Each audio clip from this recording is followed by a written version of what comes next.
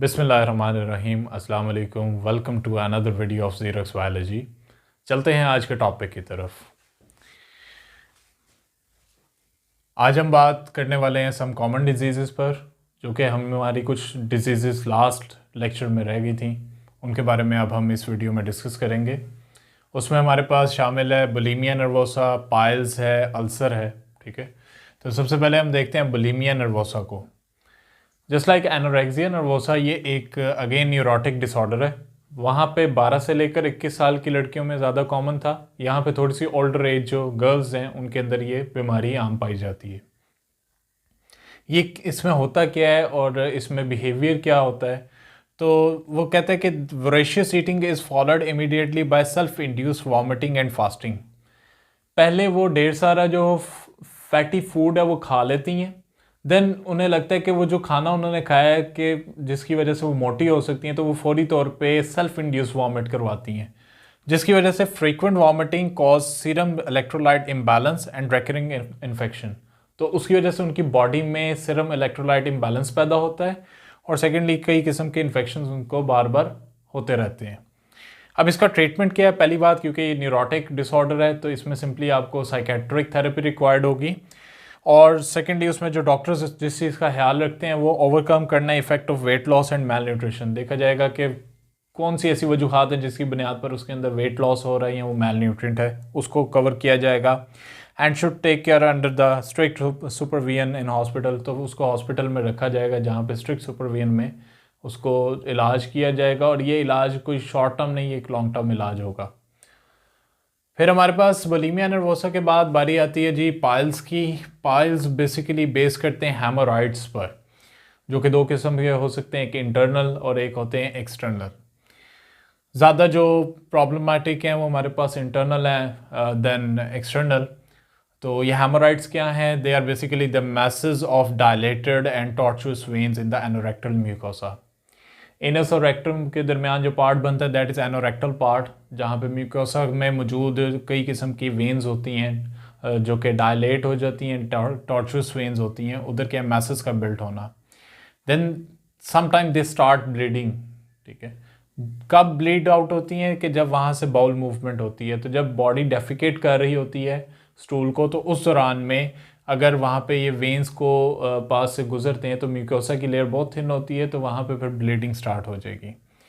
Then that situation can become worse. अगर एक patient जो है it is suffering from constipation, अगर उसको कब्ज़ की प्रॉब्लम है, तो देन ये प्रॉब्लम जो है वर्स्ट हो सकती है। और स्पेसिफिकली जब आपको एक चीज़ से पेन फील हो रही है, तो आप फील करते हैं कि लाइक मुझे अगर कोई फिंगर पे कोई चीज़ पिंच करती है तो फौरी तौर पे मेरे मसल कॉन्स्ट्रिक्ट हो जाते हैं। तो इसी तरह बॉडी जो है उसके अंदर भी सेम ये रिएक्शन हो रहा होता है ड्यूरिंग पाइल्स, क्योंकि पाइल्स में इंटरनली एनोरेक्टल म्यूकोसा में ज़ख्म मौजूद होते हैं।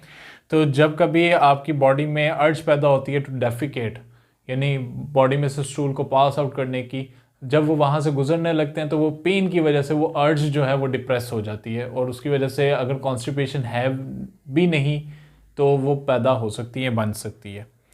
अब इसका बेसिक थेरेपी क्या है? पहली बात, आप फ्रूट सॉफ्टनर्स का इस्तेमाल करें जिसमें राफेज वगैरह शामिल होते हैं, या जिस तरह हम आम रूटीन में इस्पगोल वगैरह देखते हैं छिलके की शक्ल में, तो उसका इस्तेमाल किया जाए तो उससे थोड़े से हालात बेहतर हो सकते हैं।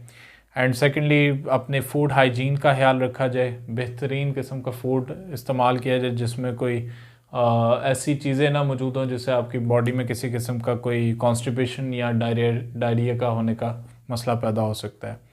And you should have to avoid sit on a hard seats. अगर आपको पाइल्स की प्रॉब्लम हो चुकी है तो सिंपली हार्ड सीट्स पर बैठने से थोड़ा सा अवॉइड करें, क्योंकि उसकी वजह से भी समटाइम्स लिटिल बिट फ्रिक्शन भी जो है वो ब्लीडिंग का बायस बन सकती है, जो कि स्पेसिफिकली अगर बात करूँ तो एक्सटर्नल हेमोरॉइड्स को ज़्यादा उनके लिए पेनफुल हो सकती है। तो अगर हेमोरॉइड ज़्यादा प्रॉब्लम कर रहे हैं और वो रिकवर नहीं कर रहे तो फिर देन डॉक्टर्स जो हैं उसको सर्जिकली रिमूव भी कर देते हैं। तो ये हमारे पास क्या है कि पाइल्स से रिलेटेड प्रॉब्लम है और उससे उसके कुछ इलाज या थेरेपीज़ मौजूद हैं। फिर हम चलते हैं अपनी आज की तीसरी जो लास्ट डिसऑर्डर है न्यूट्रिशन से रिलेटेड, तो वो या डिसीज़ है हमारे पास, वो है अल्सर। अल्सर बड़ा कॉमनली सुनने में आता है और कई लोगों को हो भी जाता है। तो अल्सर होता क्यों है और इसमें क्या क्या चेंजेस आती हैं बॉडी में, ये अगेन स्टमक रिलेटेड प्रॉब्लम है।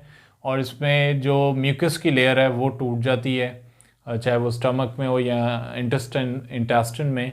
तो ये जो स्टमक और इंटेस्टिन में ये जो मौजूद म्यूकस की लेयर है, ये जब टूट जाएगी तो अंदर जो मौजूद डाइजेस्टिंग एंजाइम्स हैं जिनका काम खाने को हज़म करना है, अब वो खाने को हज़म करने की बजाय जो स्टमक की वॉल्स हैं और इंटेस्टिन की वॉल्स को भी क्या है डाइजेस्ट करना शुरू कर देंगी।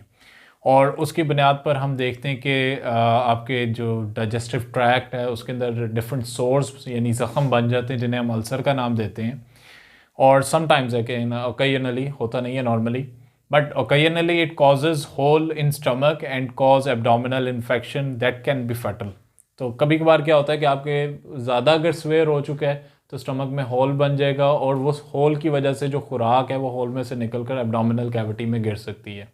जब वहाँ पे गिरेगी तो देन नॉर्मल सी बात है कि वहाँ पे इन्फेक्शन पैदा होगा, और जब इन्फेक्शन बनेगा तो वो इतना स्वेयर हो सकता है कि उसकी वजह से एक इंसान की जान भी जा सकती है। तो अगर ऐसा कुछ हो चुका है तो फौरी तौर पे हॉस्पिटल जाया जाए और वहाँ पे उसकी प्रॉपर केयर की जाए।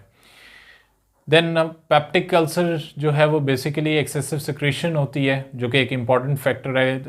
किसकी एक्सेसिव सिक्रीशन है? गैस्ट्रिक एसिड की, जो कि पेप्टिक अल्सर का बायस बन सकती है। और कौन कौन सी चीज़ें हैं जिसको अल्सर के दौरान अवॉइड करने की ज़रूरत है? तो हमारे पास स्मोकिंग है, और सेकेंडली स्पाइसी फूड ना खाया जाए, अल्कोहलिक बेवरेजेस का इस्तेमाल ना किया जाए, कॉफ़ी की इनटेक से बचा जाए, चाय का इस्तेमाल है, टी है, और स्ट्रेस शुड बी अवॉइडेड। जो सबसे मेन प्रॉब्लम आजकल चल रही है वो हमारे पास स्ट्रेस है, जिसकी बुनियाद पर अल्सर के पेशेंट्स जो हैं उनके तादाद बढ़ती जा रही है। तो ये कुछ हमारे पास डिसऑर्डर्स थे, कुछ हमने पिछली वीडियो में डिस्कस किए और इस लेक्चर में अब हमने देखे। तो उम्मीद है कि इससे काफ़ी हद तक आपको जो इन्फॉर्मेशन रिक्वायर्ड थी रिलेटेड टू डिजीज़ न्यूट्रिशन से जो मुतल्लिक़ा थी। तो इंशाल्लाह होती है मुलाकात आपसे नेक्स्ट वीडियो में, तब तक के लिए अल्लाह हाफ़िज़।